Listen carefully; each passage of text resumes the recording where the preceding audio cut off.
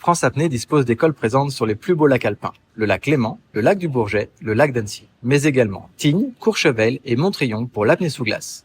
France Apnée se distingue par son expertise en eau froide, idéale pour progresser toute l'année. Formation Molchanov et AIDA jusqu'au niveau 4, coaching personnalisé et entraînement sur des bateaux équipés. France Apnée propose aussi des initiations et des sorties snorkeling pour découvrir les magnifiques lacs alpins, que vous soyez en famille, débutant ou confirmé. Plus d'informations sur france-apnée.com. Cet épisode est aussi soutenu par l'école d'apnée Blue Addictions. Elle est basée dans le sud de la France, à La Londe-les-Morts et Borne-les-Mimosas. Depuis 2011, Blue Addictions propose des formations AIDA et FFESSM. Vous pouvez vous y former comme MEF1, passer votre RIFA ou encore faire votre AIDA 4. Que vous soyez un club, un débutant curieux ou un apnéiste confirmé, Blue Addictions vous propose des stages variés, des masterclass avec des grands noms de l'apnée, des ateliers sur la compensation avec Federico Mano. Blue Addictions dispose de 2 semi-rigides équipés de potence amovible et de 2 centres pour vous recevoir avec confort. Blue Addictions, c'est aussi une équipe d'apnéistes compétiteurs au niveau international, avec la Blue Addictions Pro Team.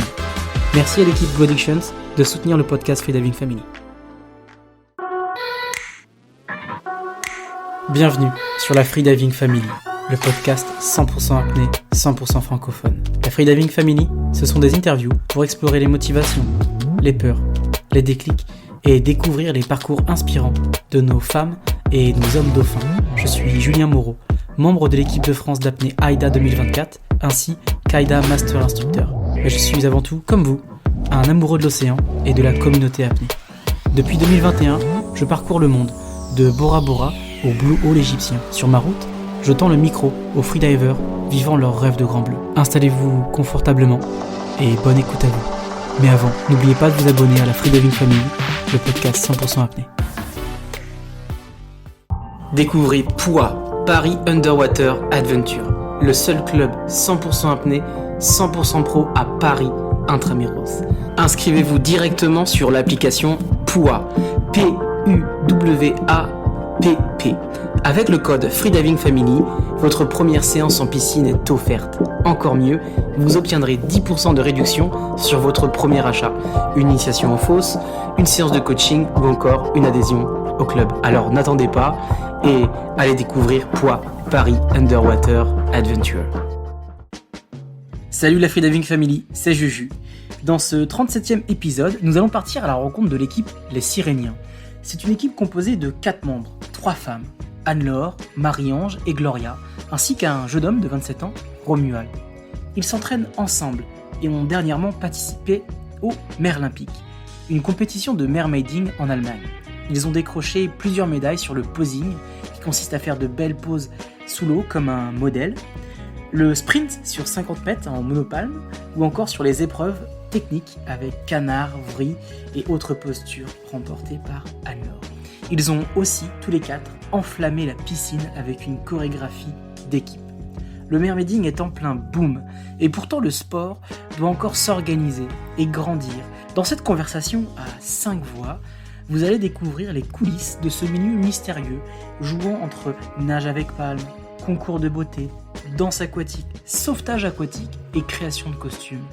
Le mermaiding, c'est au niveau mondial plus de 500 millions de dollars de chiffre d'affaires, avec un taux de croissance entre 3 et 5% tous les ans.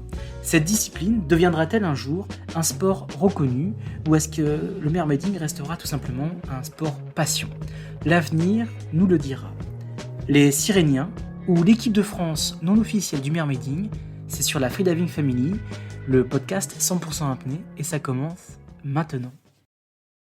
Aujourd'hui, je reçois une équipe de sirènes et de tritons, Gloria, Romuald, Anne-Laure et Marie-Ange. Bienvenue à vous.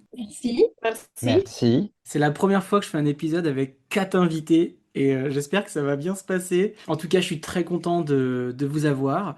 Le mermaiding, c'est un sujet qui est de plus en plus présent dans la culture, de plus en plus présent sur les réseaux sociaux. On peut voir aussi que c'est un marché de 50 millions de dollars. Donc c'est vraiment une énorme industrie. Je vois de plus en plus de vidéos qui tournent sur YouTube. Donc c'est un sujet qui m'intéressait et qui intéresse aussi les internautes. Ma première question, Romuald, elle sera pour toi. Pour toi, le mermaiding, c'est plus un sport, c'est une démarche artistique? Est-ce que c'est une démarche plus philosophique? que moi, ma vision à moi, c'est que c'est à la fois une discipline sportive et artistique, dans le sens où on fait quand même de l'apnée et on doit quand même rendre ça joli avec un costume et faire comme si tout allait bien sous l'eau, qu'on est à l'aise, alors que à chaque fois, moi, j'ai très mal aux yeux. Et pour le côté philosophique, j'en vois pas vraiment, enfin de mon côté en tout cas. Je sais pas si pour les autres membres de l'équipe. Ouais, on va en parler, que la sirène est bien plus que ça. Bah oui, parce que c'est plus qu'un produit, on va dire, commercial, parce que le mermaiding, c'est quand même quelque chose de très américain. C'est quand même un gros business. Mais au-delà de ça, ça vient de la mythologie. Et je suppose que bah, c'est lié à l'apnée, au freediving. Et il y a un peu une quête de sens, une quête de bien-être. Je suppose que ça fait partie aussi de votre sport. Et bien oui, justement, en tout cas moi, mon approche à l'apnée, parce que c'était bien avant le mermaiding, c'était justement une quête de bien-être, parce que je suis acrobate, donc je fais quand même un travail très intense dans mon corps, et c'est grâce à l'apnée, en fait, que j'arrive à me faire du bien. Et donc, je suis pas du tout dans le sens compétitif de l'apnée, mais sinon une recherche plus interne, aller chercher le calme et la connexion avec la nature, en fait, avec l'eau, qui soigne, en fait, qui fait du bien. Du coup, Gloria, ça veut dire que tu pratiques le mermaiding plus en milieu naturel qu'en piscine, c'est bien ça? Oh, j'aimerais bien, hein, mais tu sais, j'habite en Normandie et pas près de la mer, donc la plupart du temps, je suis dans l'eau chlorée, en fait. Ok. Ce qui explique que Romuald a mal aux yeux, je suppose, à cause du chlore. Dans l'eau salée aussi, ça arrive. Et Anne-Laure, t'en penses quoi Vu que du mermaiding? C'est au niveau philosophique, c'est quoi ta démarche pour toi? C'est plus un sport? C'est plus quelque chose d'artistique, de philosophique? Alors, pour moi, au départ, c'était une recherche de sensations. J'étais curieuse de savoir quelle sensation ça pouvait donner d'onduler avec une monopalme et un tissu. Et je dois avouer que le jour où j'ai enfilé pour la première fois une monopalme et un tissu, il y a un truc de magique qui s'est mis en place. Et donc oui, il y a tout ce côté sportif et artistique que je défends au même nom que la team.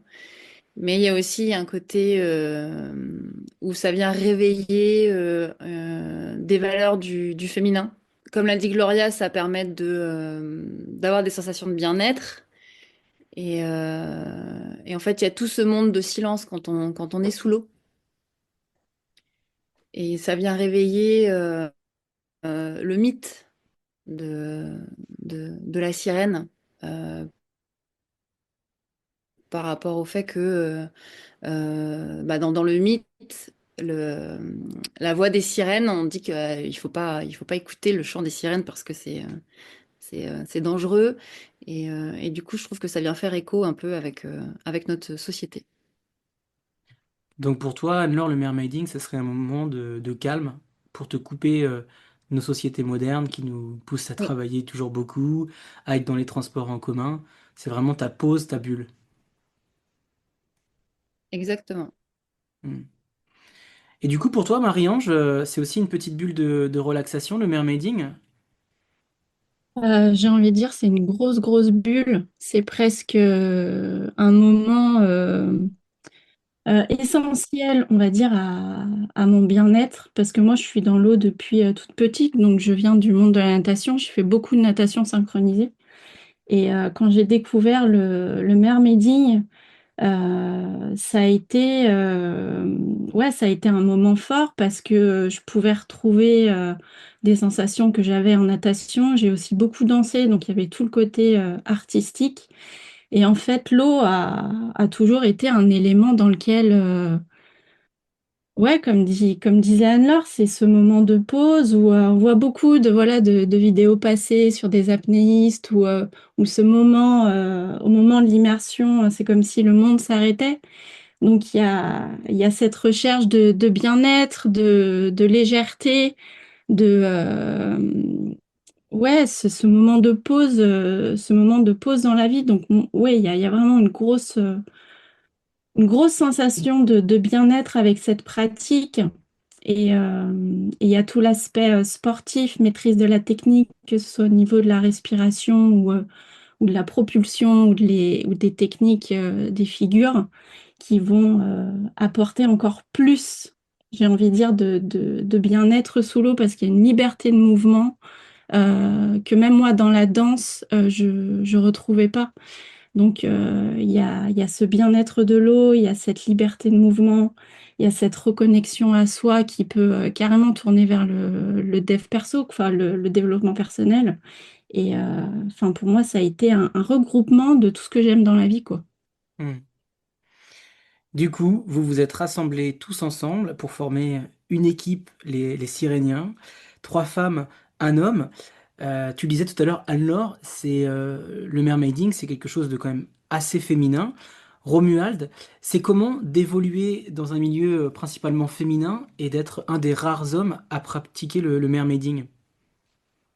Alors moi, j'ai un peu l'habitude parce que je fais à côté de ça de la pole dance, donc qui est aussi un autre milieu très féminin où il y a très peu d'hommes.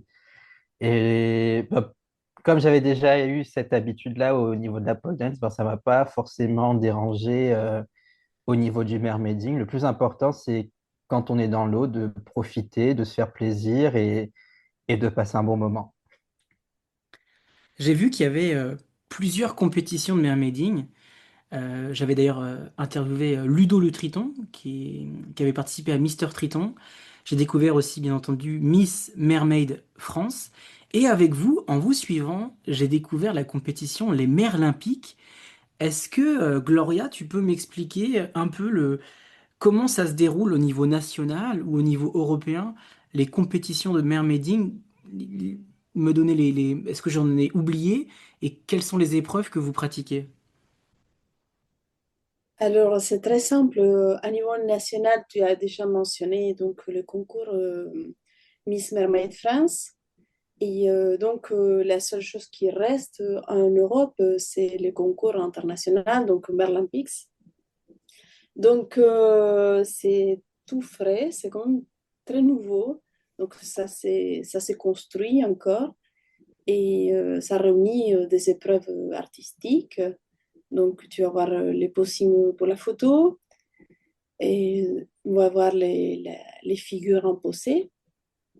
Les figures Mais en de l'autre quoi? côté, les figures imposées. Ah, les Tu vas figures avoir imposées. oui, voilà, un enchaînement des figures à faire. Donc, ça va être faire une vrille, un bon canard, des bonnes ondulations sur les côtés, sur les dos, ou des flips arrière, ou des roulades avant. Bon, voilà, c'est quand même des basiques, mais voilà, c'est ce qui vient construire un peu, nourrir les côtés artistiques, mais c'est aussi technique. Et sinon, il va y avoir des épreuves nettement sportives, comme de la vitesse.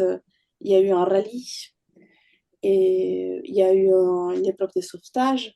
Donc, tout est plus ou moins compté sur le temps, en fait, sur la maîtrise du temps et aussi la maîtrise technique.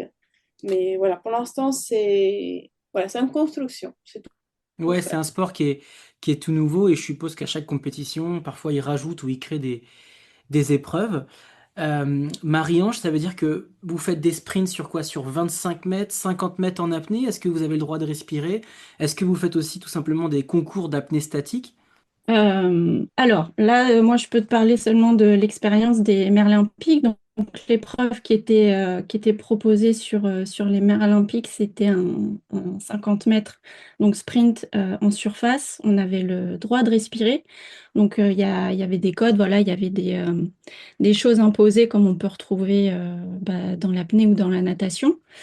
Bizarrement, on n'a pas eu d'apnée dynamique juste avec le sauvetage où on avait ces 30 mètres d'apnée imposés. On n'a pas fait d'apnée statique non plus parce que c'est un petit peu... Enfin, là, voilà, c'est mon avis. Peut-être que la team pourra dire un mot dessus aussi. C'est qu'aujourd'hui, on a un peu le cul entre deux chaises, si je peux me permettre. C'est qu'on n'a pas de fédération officielle qui a reconnu donc, cette pratique. Et moi, donc, j'enseigne le mermaiding depuis maintenant 6 ans. Et en tant que coach, je n'ai pas le droit de faire d'apnée statique. Donc on n'a pas eu d'apnée statique sur cette compétition.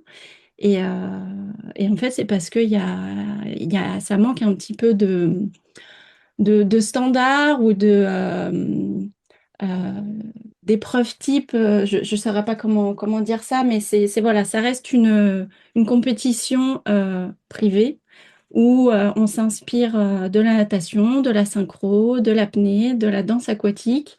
Donc, mais aujourd'hui, voilà, l'apnée statique, en tout cas, moi, c'est quelque chose que je ne fais pas. Je fais que de l'apnée dynamique. Que de l'apnée dynamique. Mais je vois que tu as une certification de Mermaid Instructor SSI depuis 2023.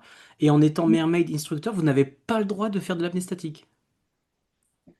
En tout cas, on n'est pas formé à ça. Alors, il faut savoir que les mermaid instructeurs, donc chez SSI, ce qui est proposé aussi chez PADI, ne nous donne pas le droit officiellement d'enseigner le mermaiding contre rémunération. Mais en France, en Donc, tout cas, oui. voilà. Donc, moi, ce qui me permet aujourd'hui d'enseigner, c'est mon diplôme aquatique, mais qui, lui, est dans la natation. Maître Mais nageuse. voilà. Mais j'ai eu un retour officiel du ministère des Sports comme quoi je n'avais pas le droit de faire de l'apnée statique. Ok. Parce que voilà, un diplôme en tout cas, un diplôme d'état d'apnée. Et SSI en tout cas moi, quand j'ai passé ma certification SSI, je n'ai pas fait d'apnée statique. Ok. Et je crois que, du coup, pour l'équipe des Siréniens, mer olympique, ça s'est plutôt bien passé pour vous. Anne-Laure, est-ce que tu peux nous faire un peu un débriefing des victoires que vous avez eues pendant cette compétition qui avait lieu, si je dis pas de bêtises, en Belgique, En Allemagne. en Allemagne? Eh ben, j'étais pas du tout à côté. C'était en Allemagne. Donc oui, on a eu pas mal de performances réalisées, si je puis dire. On a eu Gloria qui a eu un total de 60 points sur 100 pour le posing subaquatique. Donc le posing subaquatique, on avait le droit à 2 immersions. Et donc, il fallait proposer la pause, ou en tout cas là où les pauses qu'on avait envie, c'est plutôt assez libre, tant que les deux immersions étaient respectées. Et en fait, dans ce posing, ça veut dire quoi? Ça veut dire que vous avez des juges qui observent, ou ça veut dire qu'il y a un photographe qui prend une photo et Oui. après on va juger la plus belle photo? Oui, alors après, on n'a pas les barèmes, mais il y avait un photographe et 2 juges à chaque fois. Ok, Donc les photographes sont en bouteille et les juges, eux, ils sont en masque et tuba. ok. Et donc Gloria a eu la chance de prendre un prix pour le posing. Exactement, et on a Remu aussi qui a eu des bonus c'était un des coups de cœur du jury, notre Remu. Coup de cœur du jury pour Romuald. Sur quelle épreuve? Pour le posing subaquatique, toujours. Posing subaquatique, ok. Et est-ce que quelqu'un a remporté par exemple le sprint ou le sauvetage? Du coup, moi, j'ai remporté le sprint. J'ai réalisé le meilleur chrono sur la compétition cette année. Donc sur J'ai fait 50 mètres? 30. Oui, oui, j'ai mis 30 secondes. 30 secondes. Ouais, c'est pas mal parce que t'étais avec une queue en silicone ou avec une vraie monopalme cachée? Non, non, en- oui, oui, du c'est une vraie monopalme et avec un tissu, une catégorie de monopalme qui est autorisée et pendant que d'autres étaient interdites. Ok. Parce que moi, si j'arrive avec ma monopale Molchanov, le 50 mètres, je le fais en 20 secondes. Donc, je suppose qu'elle serait interdite, cette monopale. Et bien du coup, il y avait des points, on va dire, pour ceux qui avaient des monopalmes en carbone, ils partaient avec des points de pénalité. D'accord. Ok, intéressant. Bah, félicitations, en tout cas, Anne-Laure, pour ce prix sur le sprint. Et Marie-Ange, est-ce que tu as gagné quelque chose pendant les mers olympiques? Alors, moi, je n'ai rien gagné, mais j'ai été enfin, j'ai reçu la meilleure note sur une des catégories qui est l'épreuve technique en figure subaquatique. Technique Donc, en on avait figure. un enchaînement de figures Et voilà. Et les figures subaquatiques, on avait un enchaînement de figures techniques imposées. Et, euh, et donc, c'est ma petite victoire, voilà, sur la compétition. Ben ça, c'est parce que tu es une pro, Marie-Ange, et que tu as créé l'Académie des sirènes. Donc, je suppose que ça fait plaisir de voir une instructrice qui remporte les épreuves techniques. Oui, ben, j'ai été réconfortée dans ce que je peux transmettre à mes filles. Donc, ouais, c'est vraiment une belle victoire pour moi.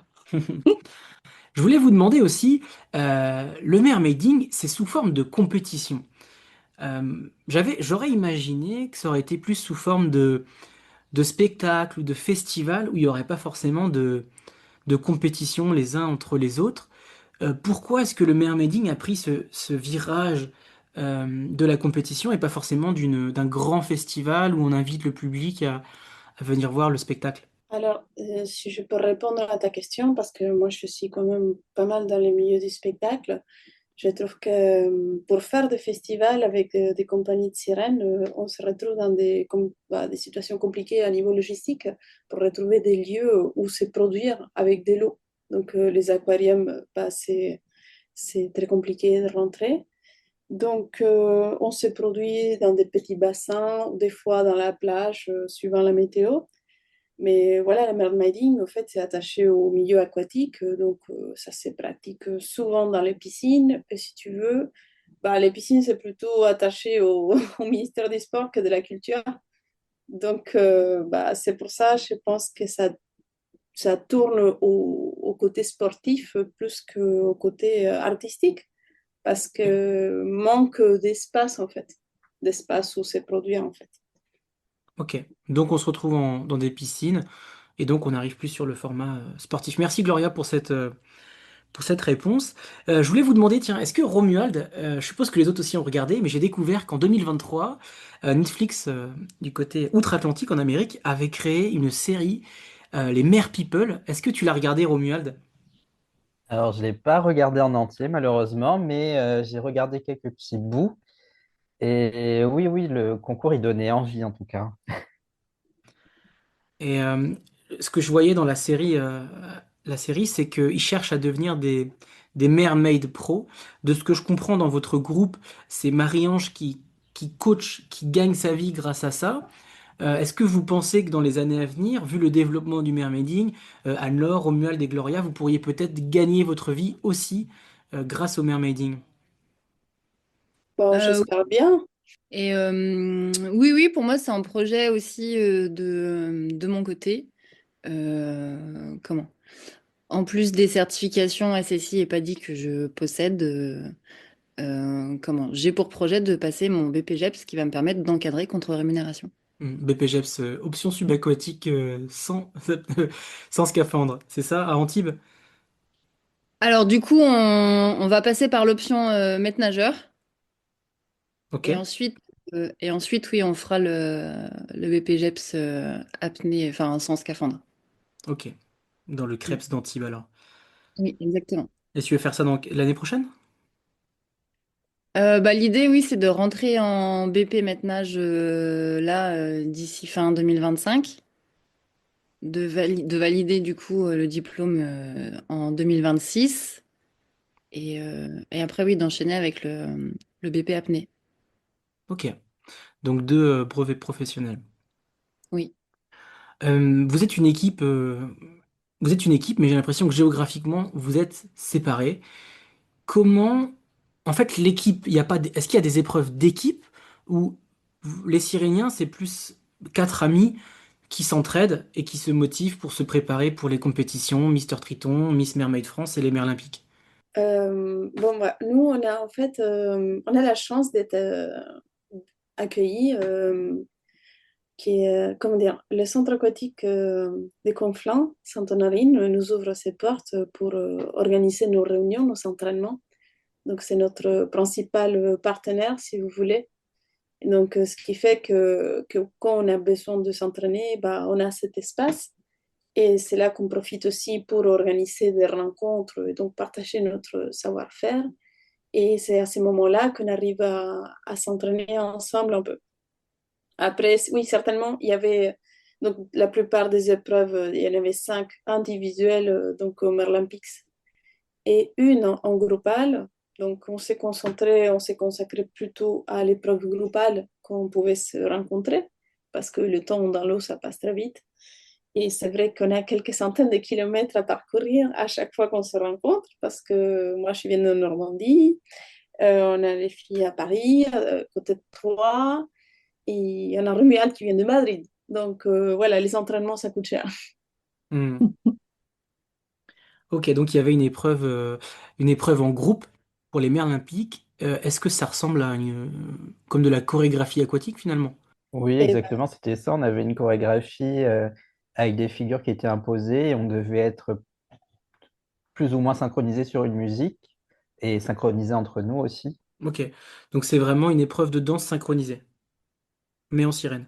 Ouais, bah, c'est ça, hein, on a créé une choré parce que voilà, il y avait toute la structure où on avait un nombre d'immersions imposées, on avait des figures imposées. Et pour moi, ce qui est le plus dur, en tout cas en mermaiding, contrairement à la natation synchronisée où tout se passe à la surface, c'est qu'il faut voilà, mettre le côté artistique, spectacle à la surface et tout le côté technique performance sous l'eau. Donc le matériel comme la musique sous l'eau, les vidéos sous l'eau, tout ça aujourd'hui, je pense que c'est vraiment indispensable pour pouvoir profiter du spectacle. Et donc on a créé cette choré ensemble où fallait voilà, être précis dans la technique, précis dans l'artistique pour être synchronisé mettre en avant nos performances, notre savoir-faire tout en étant spectaculaire, j'ai envie de dire. D'accord. On a enflammé le public. En parlant d'enflammer, j'ai l'impression si le mermaiding, ça peut enflammer le portefeuille, le budget. Je voulais connaître Oui. un peu combien vous avez dépensé pour créer votre outfit de Triton et de sirène. Parce que quand je discutais avec Ludo le Triton, il me parlait de queues en silicone qui pouvaient monter jusqu'à 1 500 € et ça m'avait plutôt estomaqué. Donc voilà, je voulais savoir quel était votre budget queue de sirène et décoration. En fait, ça va dépendre du matériel que tu veux, que tu choisis pour évoluer. C'est sûr que si tu veux une nageoire en silicone, tout de suite, ça va s'enflammer. Mais après, on va dire une monopalme et tissu pour commencer. Ouais, peut-être 400, 450 €. La team pourra confirmer, mais je pense que ça, en matériel pour commencer, ça suffit largement. Et Marie-Ange, après, oui. Non, je t'en prie, Romuald. il faut aussi préciser que cette année, on a eu la chance d'avoir un partenariat avec une créatrice française, donc Marine de Viridian Scalemaker, qui nous a confectionné nos nageoires Les Siréniens pour les Merlin-Pix et qui sont disponibles sur sa boutique aussi. Ouais. Ok, donc vous aviez un sponsor technique pour les mers olympiques. Ouais. Oui. Marie-Ange, dans tes cours, tu utilises quel type de matériel? C'est du tissu aussi? Ouais, bah, c'est ce que Anne-Laure disait. Moi, en général, voilà, c'est du matériel, on va dire, euh, euh, comment ça s'appelle? Voilà, qui est accessible aux filles quand même, qui est facile aussi sous l'eau parce que en fonction de la monopalme que tu choisis, de la matière de la nageoire, voilà, moi je transmets beaucoup d'artistique, donc il faut pouvoir se mouvoir facilement sous l'eau, avoir une nageoire qui s'enfile aussi rapidement parce que les nageoires en silicone, tu peux mettre à 10-15 minutes avant d'aller dans l'eau. Donc moi, c'est souvent du matériel. Euh, voilà, c'est un peu comme un cours en fait, où en fait tu viens avec ton matériel d'entraînement et les jours de show, tu sors les grandes nageoires. Ok. J'avais une question technique aussi pour vous. J'ai eu la chance, il y a quelques semaines, de passer 2 heures avec Julie Gauthier, où on a parlé notamment de sa vidéo Ama, que je suppose vous connaissez tous et qui est magnifique. Ma question technique, c'est pour avoir un visage qui semble plus détendu pendant les posings, est-ce que vous remplissez les sinus d'eau? Ah, le fameux Oui, oui, oui, c'est une étape indispensable. Ok. Donc tout le monde remplit ses sinus d'eau. Ouais. Bah, Ok. disons qu'on accepte l'eau faire partie de nous. J'aime beaucoup ça, Gloria. On accepte que l'eau fasse partie de nous. Ok, bah merci pour cette réponse. Euh, et j'avais une question un peu loufoque à vous proposer. Imaginez demain, vous tombez sur un génie et que vous avez la possibilité de devenir une vraie sirène ou un vrai triton, sans jambes, sans organes sexuels, sans la possibilité de retourner vivre sur Terre. Est-ce que vous seriez prêt à sacrifier votre vie de terrien pour devenir un vrai triton ou une vraie sirène?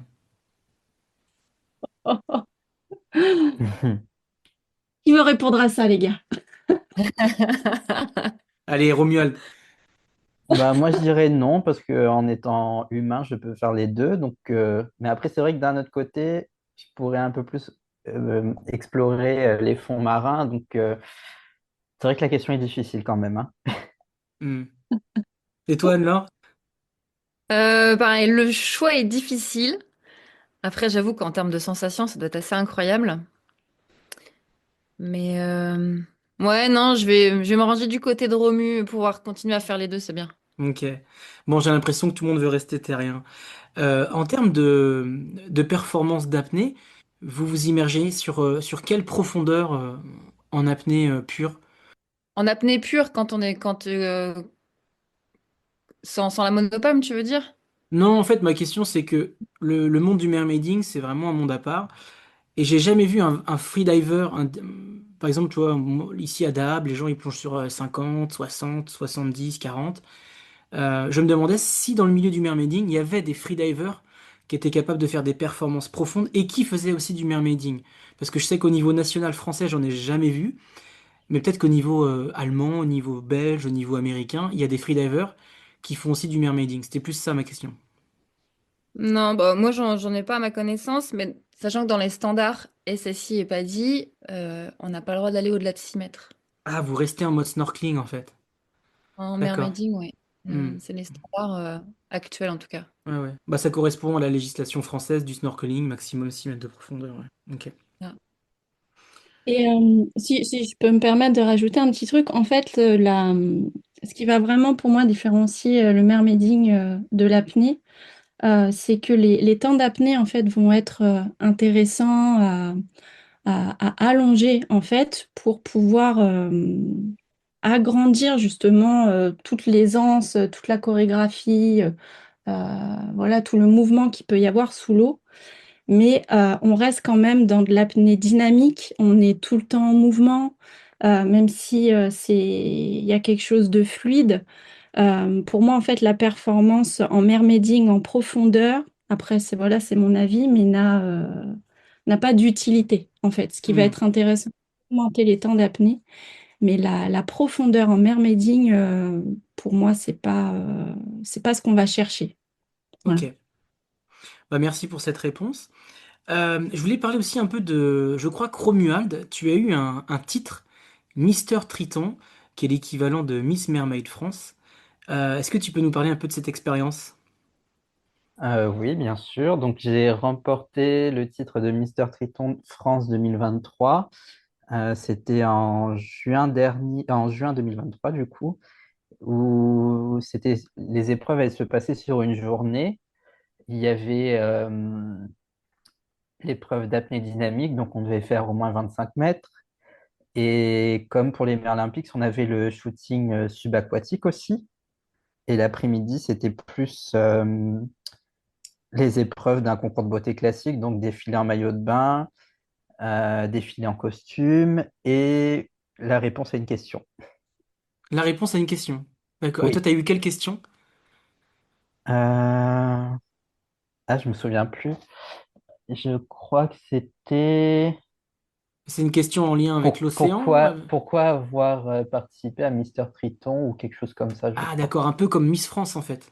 Oui, c'est un peu ça. D'accord. Ouais, c'est plus un concours de beauté finalement, Mister Triton. Euh, Bah, c'est les deux parce qu'il y a quand même les épreuves aquatiques et après il y a les épreuves type concours de beauté classique. Donc c'est un mix des deux, moi je Un dirais. mix des deux. Ok. Merci Romuald. Et vous les filles, Gloria, Anne-Laure et Marie-Ange, est-ce que vous avez participé à Miss Mermaid France ou est-ce que vous vous projetez de le faire? On est trop vieilles. Ben non. Pourquoi il y a une limite d'âge? Il y en a. Oui, il y a une limite d'âge, oui. À quel âge? 38 ans, c'est ça? Je sais plus. Je sais plus, mais en tout cas, ouais, on est trop vieilles. Mais Il me semble que non. c'est 38 ans. Non, On est trop... je pense que ça a été modifié, je ne sais plus, mais en tout cas, les concours Miss Mermaid France, c'est un concours amateur. Donc, à partir du moment où tu es considéré professionnel, tu ne peux pas participer. Oui, C'est mais vrai. après, dans le mermaiding, il n'y a pas forcément de professionnel. Ça voudrait dire quoi être professionnel de mermaiding? Ben, par exemple, moi j'ai mes deux licences SSI et PADI. Du coup, c'est considéré comme pro. Ouais, mais ça pousse le niveau vers le bas. C'est dommage. Ah bah ça. Ah, c'est toi qui... Ouais, c'est dommage. Ça n'a pas de sens. Pour le développement du sport, c'est comme si on prenait les moins bons. Mais c'est ridicule. Bon, il faut que j'invite l'organisateur ou l'organisatrice de Miss Mermaid France pour qu'on parle de ça. Et d'ailleurs, j'avais discuté avec Ludo le Triton qui m'avait dit que, pareil, les gens qui étaient bons en apnée n'avaient pas le droit de faire Mister Triton. Ce que j'avais trouvé complètement ridicule. Oui, c'est le cas. Parce que c'est une compétition que pour les amateurs, en fait. Ouais, mais c'est pas comme s'il y avait des professionnels. Enfin bref. Ouais, ouais, très bizarre. Mais c'est en ça où on aimerait vraiment que le mermaiding soit reconnu comme une discipline sportive. Comme je te Ouais. dis, pour emmener la discipline vers le haut, en Bah fait. oui, parce que là, la stratégie, la logique, elle pousse plus le niveau vers le bas. Parce que si on a des gens qui s'organisent comme vous, qui êtes professionnels, et qui peuvent même pas faire Miss Mermaid France ou Miss Triton, c'est ridicule. C'est comme si moi on m'empêchait d'aller au championnat de France d'apnée profondeur parce que je suis instructeur AIDA, BPGEPS et PADI. C'est illogique. Bref, c'est un sujet qui montre bien que le Après, mermaiding est un sport nouveau. ça reste un concours de beauté aussi. C'est pour ça. Ouais, du coup, c'est pas vraiment un sport si c'est un concours de beauté. Je pense qu'il faudrait qu'à un moment le mermaiding prenne des décisions strictes Euh, si on. pour ce concours-là, en tout cas, c'est plus mis axé sur le concours de beauté avec quelques épreuves aquatiques, si je peux dire ça comme ça. Hmm, Et c'est pour ça qu'ils cherchent que des amateurs. C'est pas le championnat de France de mermaiding. hmm. Ouais, c'est bizarre. Et c'est pareil, on peut se présenter enfin, à Mister Triton, en tout cas, on peut se présenter qu'une seule fois. Et c'est tout. Ok. C'est un petit peu la démarche qu'on a aussi avec les Siréniens et en tout cas la directrice de Miss Mermaid France, quand moi j'avais discuté avec elle, voulait vraiment que ce soit accessible à tous parce qu'aujourd'hui il y a beaucoup de pratiquants voilà, qui pratiquent le mermaiding et qui ont une vision du mermaiding voilà, juste pour le fun en fait. Donc nous on a une démarche qui a envie voilà, de faire reconnaître cette discipline donc forcément, notre message va être différent. Et en tout cas, on a ce projet avec la team de pousser la discipline vers le haut et de créer des standards et de valoriser cette pratique, peut-être avec une compétition à la française. Donc, si je comprends bien, pour le moment, par exemple, Mister Triton ou Miss Mermaid France se veut amateur et un peu et fermé aux professionnels pour qu'un maximum de participants puissent participer. C'est bien ça la logique? Oui. Bah oui, l'idée, je pense, c'est encourager les nouveaux à s'approcher de la pratique. Ok. Et donc, si je comprends la logique, c'est qu'aujourd'hui, vous voudriez, par exemple, avoir une compétition nationale avec des épreuves où bah, tout le monde est le bienvenu, mais surtout les professionnels du mermaiding pour faire monter la visibilité et les performances de ce sport. C'est bien ça? Tout à fait. Hmm. Donc demain, imaginons demain, nous faisons le championnat de France FFESSM Mermaiding. Quelles seront Yes. les 5 épreuves? L'apnée dynamique pour commencer. Ouais. Apnée dynamique sur 50 mètres, c'est ça? Oui, Donc un Oui. sprint. Ok. oui. On aurait quoi d'autre? Ben, le sauvetage, moi je trouve que c'est très pédagogique, c'est très ludique. Et le De... sauvetage, il consiste à quoi? Parce que... Cette année, c'était 30, donc départ dans l'eau, 30 mètres apnée. Tu vas chercher ta victime, tu la remontes. Là, fallait lui retirer son masque et fallait la remorquer sur la distance que tu venais de parcourir. Fallait lui retirer son masque. Ah oui, c'est à la surface. Ok. À la surface, ouais. Ok, donc Et si tu... 50 mètres sprint, le sauvetage, 30 mètres en immersion, plus le ramener sur 20 mètres. Et on aurait quoi d'autre comme épreuve? Ben, le posing subaquatique. Le posing. Ok, quoi Et... d'autre? Mais bah, là, toute la partie artistique, figure imposée avec mise en scène et choix de musique. Ok. Et est-ce que vous avez une stratégie pour que ce sport, le mermaiding, soit reconnu par la CIMAS, la Confédération mondiale des activités subaquatiques, qui est représentée en France par la FFESSM, la Fédération française d'études des sports sous-marins? Est-ce que vous avez mis en place une stratégie avec votre communauté? Alors, on a entamé des communications depuis un moment, on échange. La preuve, l'année dernière, on a participé donc au salon de la plongée pour donner un petit peu de visibilité à cette discipline. Et bon, bah voilà, il y a des choses qui sont faites. Simplement, je pense qu'aux yeux de la fédération, on n'est pas assez nombreux pour justifier des actions de leur part qui s'engagent. Mais d'un autre côté, bah, si on n'est pas nombreux, c'est parce qu'il y a beaucoup de gens qui se retrouvent dans des situations compliquées pour pratiquer cette Hmm. discipline. Donc, c'est un peu l'œuf et la poule, mais on essaye des choses. Oui, parce que la Fédé a du mal à nous prendre au sérieux quand même. Hmm. Et ils vous prennent pas en sérieux sur la discipline, sur le nombre de participants, sur Oh, quel point? sur la discipline, pour Hmm. beaucoup, on est encore classé dans la case cinéma, tu vois. Ouais, bah moi par exemple, personnellement, enfin, sans vouloir être vexant, c'est un peu ce que je ressens. J'ai l'impression que le sport est pas bien organisé. Quand j'entends que Mister Triton, j'ai pas le droit de participer, que c'est 25 mètres, je... c'est pour ça que je faisais l'exemple du championnat de France FFESSM Mermaiding, pour qu'on puisse connaître vraiment les épreuves sur lesquelles on pourrait s'entraîner. Par exemple, moi j'adore danser sous l'eau, c'est quelque chose Mm. qui m'attire, mais la manière dont c'est fait, bah, je peux pas venir en fait là. Alors si, tu peux venir aux journées rencontres avec les Sirènes. Ouais, ouais, mais moi, ce qui m'intéresse, c'est pas Là, une journée tu rencontre. peux venir, Ce qui m'a, t'as toute ta place. ouais, ouais, en journée Oui. rencontre, mais du coup, pas forcément pour faire Mister Triton, Bah, après, c'est un...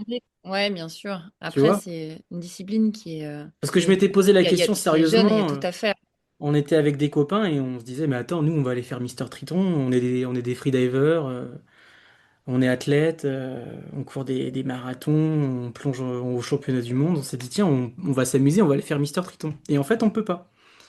Donc c'est vrai que je m'étais retrouvé dans un, bah, en fait, c'est un milieu fermé. Oui, ça, il y a un côté assez frustrant, je suis d'accord avec toi. Hmm. Je voulais vous demander aussi, pour vous, quelle est la sirène ou le triton qui vous inspire le plus, que ça soit quelqu'un de réel ou quelqu'un de la fiction? Aujourd'hui, les sirènes les plus populaires sont aux antipodes de ce que moi j'aime du mermaiding, en fait. C'est-à-dire, Donc, bah, elle est difficile ta question, c'est que moi, ce qui m'inspire vraiment, c'est l'histoire de la sirène à travers justement les contes, à travers la mythologie, à travers les histoires, à travers son histoire aussi.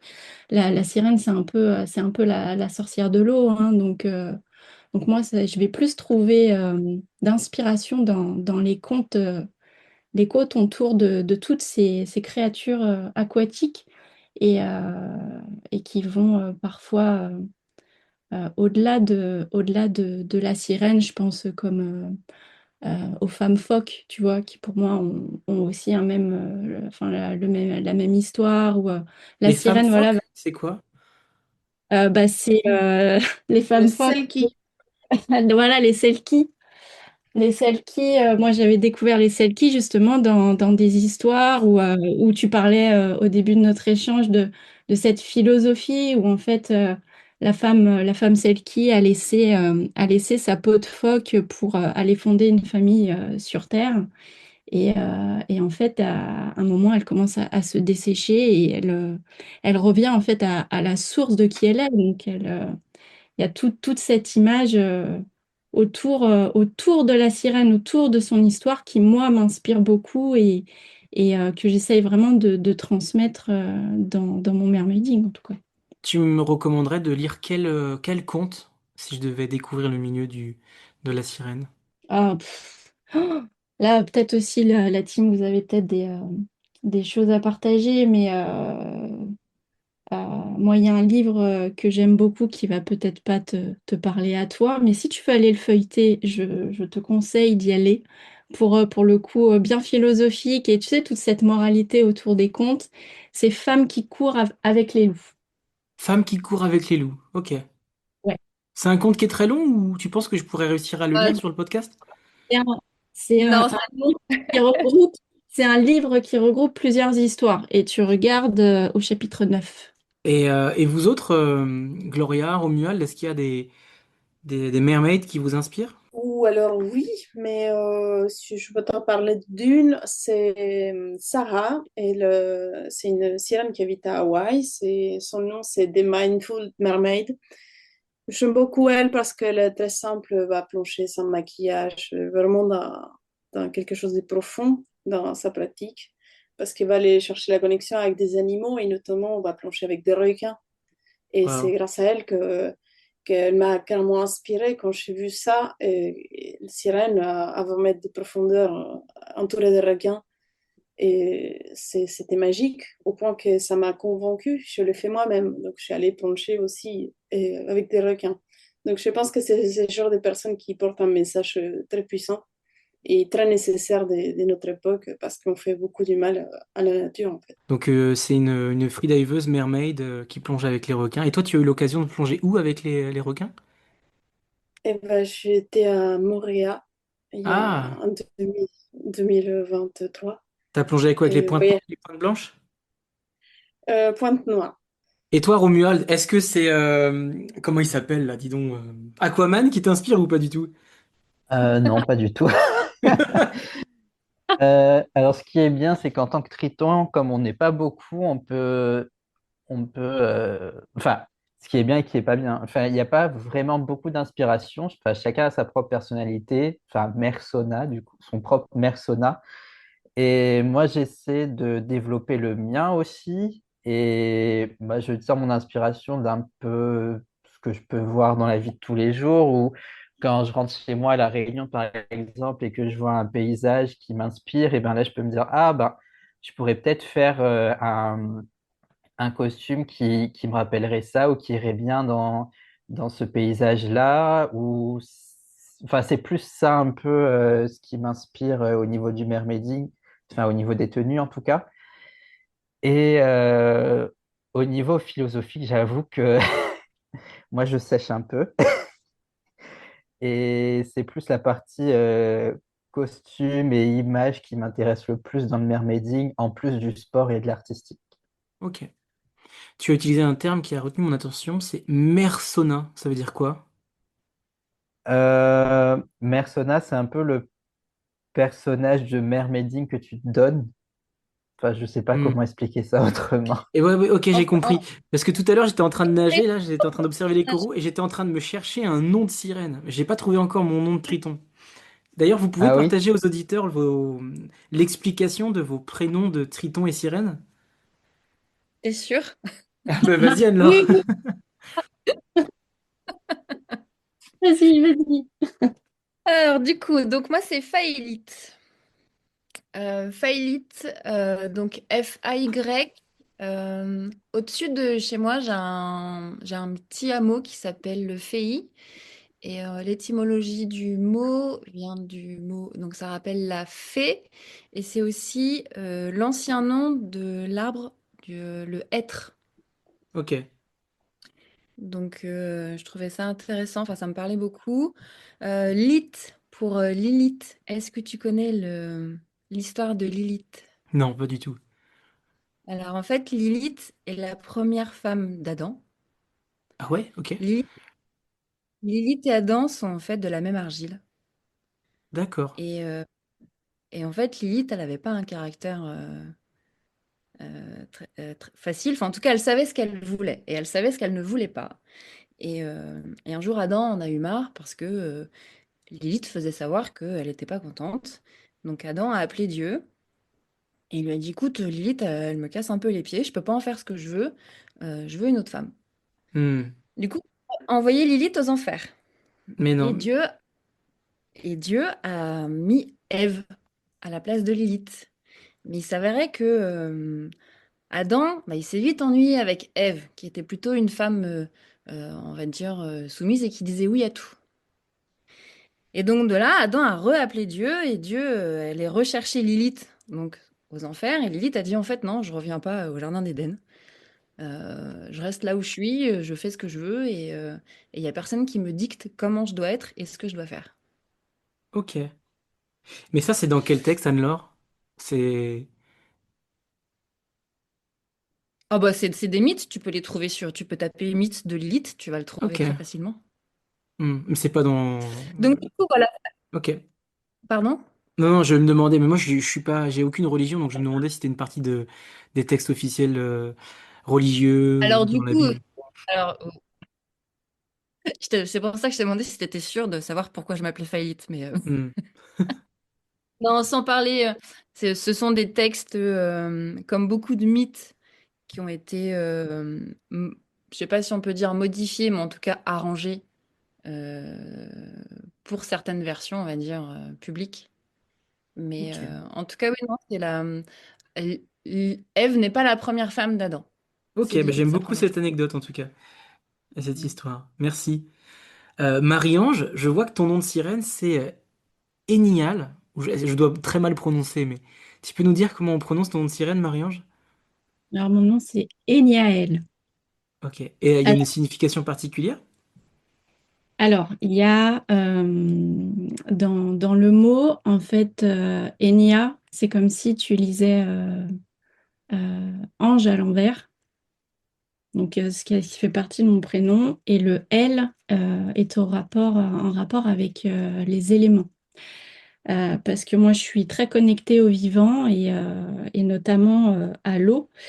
Et donc, c'est un surnom qui est complètement inventé et j'ai créé mon histoire aussi. J'ai créé la légende d'Eniaël, où en fait, j'en ai fait son histoire à Eniaël. C'est un ange qui a voulu tester l'expérience humaine, donc qui est venu sur Terre, qui a découvert les limites d'être humain et qui a perdu en fait toutes ses facultés angéliques. Et le seul endroit qui lui permettait justement de se reconnecter à la source et à son état originel, c'était quand il était dans l'eau. Et c'est grâce à l'eau qu'il a pu justement continuer à vivre sur Terre. Hmm. Ça me fait, cette histoire me fait penser à la conversation que j'ai eue tout à l'heure avec Audrey Palma, qui est l'autrice de L'apnée, une aventure de la conscience, et qui nous expliquait que la pratique de l'apnée jouait sur le système parasympathique, calmait l'esprit, et ça aidait à Oui. soigner la santé mentale, à réduire la dépression. C'est un peu ça au final, l'eau, ça nous apaise, ça nous rend heureux, ça nous calme. Euh, donc c'est à ça que ça me fait penser ton histoire, ta légende Marie-Ange. Je voulais aussi te demander, Marie-Ange, je vois que tu es astrologue alchimiste. Et alors moi, je peux t'assurer que je suis quelqu'un de plutôt terre à terre. Et quand je lis ça, je me dis, mais attends, mais de quoi on me parle astrologue alchimiste? Est-ce que tu peux nous en dire un petit peu plus? Ah aussi, t'es sûr que tu veux qu'on rentre là-dedans? Mais oui, mais c'est super intéressant. Moi, je fais le podcast Donc en fait, pour m'ouvrir au monde. ok. Donc en fait, voilà, moi, tu l'auras compris, j'ai choisi de travailler avec l'eau. Donc je fais du mermaiding, je propose aussi de la thérapie aquatique. Et à côté de ça, je suis astrologue. Donc l'astrologie, elle est vraiment venue, mais sur mon chemin comme quelque chose d'inattendu. Et en fait, donc là, on est sur une approche quand même de développement personnel, de connaissance de soi. L'astrologie reste quand même une croyance, mais il y a eu... en fait, pour moi, c'est un outil magique qui permet de se poser des questions, qui permet d'ouvrir notre esprit, surtout que l'astrologie que moi je propose, c'est une astrologie vivante, qui est pas compliquée, où en fait je te ramène dans l'expérience voilà, de la matière tout en étant connecté à quelque chose plus subtil avec les étoiles. Et là où en fait ça fait lien avec mon expérience et avec mon métier, c'est que je compare souvent l'eau au cosmos, en tout cas dans mes sensations corporelles. Et quand je suis dans l'eau, j'ai l'impression d'être dans les étoiles. Mm. Donc voilà, pour moi l'astrologie, c'est un c'est un outil magique qui permet de retourner à soi comme on pourrait le faire avec l'eau, sauf que là, bah, ça vient faire travailler un peu le mental, ça fait travailler le discernement, ça permet ouais, d'ouvrir ton esprit, d'ouvrir des Mm. possibles, mais on est voilà, sur plus du développement personnel et spirituel. Ok. Tu parlais de plonger dans les étoiles et d'être dans le cosmos quand on est dans l'eau. À Dahab, bah, c'est là où je vis, c'est là où je forme les freedivers. Je fais souvent des sessions de nuit et on a une chance à Dahab, c'est qu'on a une visibilité parfois de 25, 30, 40 mètres. Et on fait des sorties de nuit et on éteint toutes les lumières et on s'immerge sur 20, 30 mètres. Et on a la chance, dans beaucoup de sessions, de voir les étoiles, de voir la lune, même en profondeur. Et alors ça, c'est une Mm. sensation qui est magique. Donc un jour, si tu passes par Dahab, Marie-Ange, n'hésite pas à venir. Bah, c'est bon, je suis conquise. Euh, les Siréniens, est-ce qu'il y a une question que je ne vous ai pas posée, que vous auriez aimé que je vous pose? C'est quand combien à Dayab? Eh, on organise quand un stage, les Siréniens à Dahab? Mais on peut, hein, on Ouais, peut on fait Bah venir carrément. les gens, on fait des formations AIDA, et en même temps on fait du mermaiding, du posing, ça pourrait être sympa. Ouais, ça pourrait être un Ouais, super coup. carrément. C'est un concept à développer. Déjà, je pense que on pourrait tous s'acheter une bonne monopale Ouais. pour commencer. Déjà, on s'équipe à neuf, ouais, c'est bien ça. Et ensuite, bah, peut-être lancer notre concours. Si on gagne l'euro-million, je pense que niveau financier, ça devrait le faire. Ouais, là, c'est sûr qu'on n'a pas besoin de sponsor, on est libre de faire ce qu'on veut. Oui. Et imaginez, enfin, les piscines, enfin, on leur lance un chèque, ils nous ouvrent la Ah non, structure. je sais, je non, sais. on s'est construit notre piscine, Non, Bah on oui, se construit un aquarium. un aquarium. Bah bien C'est sûr, ça. bah ouais.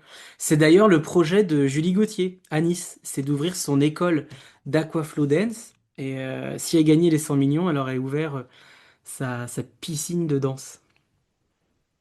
Waouh! Ouais, on ouvre notre piscine, notre aquarium. L'aquarium Les Siréniens. Ça, c'est bon. ça Bon claque, bah, hein. va falloir Ouais, aller jouer là. et on fait des retraites mermaiding dans le monde entier. Et bah, quand j'étais à Bora Bora, il y avait Paddy qui faisait venir des influenceuses et des mermaids et il faisait les stages à Bora Bora dans le lagon. Ah Voilà. ouais? Ah ouais, c'était bien sympa, ouais. Bon, si Paddy veut nous faire venir à Bora Bora, Bah écoutez, on va tous passer le pas d'Imer mode instructeur, hein. Ouais, je pense surtout que ce qui les intéressait, c'était le mode influenceur. Et donc, il Ouais. faudrait développer les réseaux sociaux. Là, je vois que vous êtes à peu près à 600 followers sur les surfaciens. Euh, je pense que vous pouvez en gagner beaucoup plus. Je crois que si je dis pas de bêtises, la sirène la plus suivie en France, c'est Claire la sirène, c'est bien ça? Ouais. Je pense que oui. Ouais, ouais, parce qu'elle a beaucoup, beaucoup de followers, elle fait du très beau contenu. Euh, pour conclure cet épisode, est-ce que quelqu'un veut dire quelque chose? Bon, merci, c'était sympa. Parce que c'est Mm. vrai qu'on a du mal à connecter le monde de mermaiding avec le monde de l'apnée. Donc, j'espère que ça parlera beaucoup à des apnéistes qui pourraient nous écouter et donc à des sirènes qui pourraient se poser la question d'aller vers l'apnée pour continuer cette pratique. performer. Performer du mermaiding vers l'apnée et de l'apnée vers le mermaiding, deux sports en développement que l'on souhaite voir. J'espère qu'un jour vous serez reconnus par la CIMAS et la FFESSM. En tout cas, je vous le souhaite que ce sport et votre sport s'organisent comme nous on s'est organisé il y a une vingtaine d'années avec EIDA pour être reconnu euh, comme un vrai sport. Et voilà, je vous souhaite le meilleur en tout cas.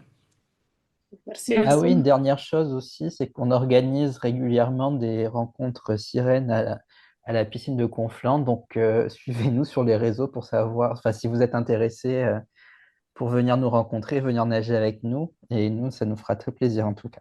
Bon, bah super. Merci à vous. Merci Julien, Merci merci. Julien. Merci.